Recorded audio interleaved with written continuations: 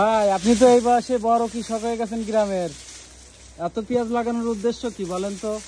উদ্দেশ্য হলো আমার লোভ বেশি, আমি পেঁয়াজ বেশি লাগাবো, বেশি টাকা মুনাফা অর্জন করবো, এইটা মানুষ দেখে। আমার ধান যে বাস পাই পানির ভিতর তলায় রয়েছে, হ্যাঁ ওইটার দিকে আরো খেয়াল নাই।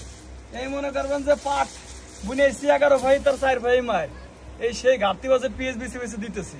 আপনারা খালি পেঁয়াজের লাভটা দেখেন, কিন্তু অন্যান্য জায়গায় যে আমার ঘাটতি বাজেট সেটা তো দেখতেছেন না। এখানে কয় মন আছে ভাই? না আছে, এখনো 200 মণ পেঁয়াজ আছে। আচ্ছা, এই যে আপনাদের গ্রামে তো আরো অন্যান্য কৃষক আছে, তা কতজন পেঁয়াজ রোপণ করে, কতজনের ঘরে পেঁয়াজ আছে শতকরা? শতকরা আমাদের গ্রামে যদি 40 জন পেঁয়াজ মানে চাষি হয়ে থাকে, এখনো মোটামুটি 30% মানুষের ঘরে পেঁয়াজ আছে। 100 জনের 30 জনের ঘরে পেঁয়াজ আছে না? কম বেশি? কম বেশি না, ভালোই আছে, খারাপ না। গত বছর পেঁয়াজের দাম বাড়লো, এবার বাড়লো না কা? কৃষক হিসেবে কি মনে হয়?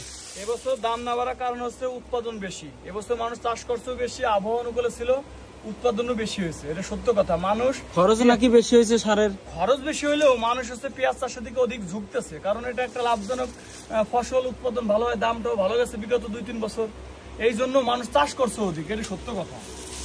তো এই যে আপনার তো খামার, নিচে খামার আর উপরে হলো পেঁয়াজ, তাইলে এই যে একসাথে দুই ব্যবসা, একটা না হইলে তো একটা হয় নাকি?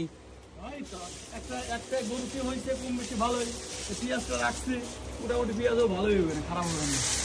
গরুটি যা লাভ করছেন, পেঁয়াজে তো তা হইলো না এবার। এবছর না হয় আগামীতে হবে, আমার সামনে এখন তো সময় 2-3 মাস আছে নাকি।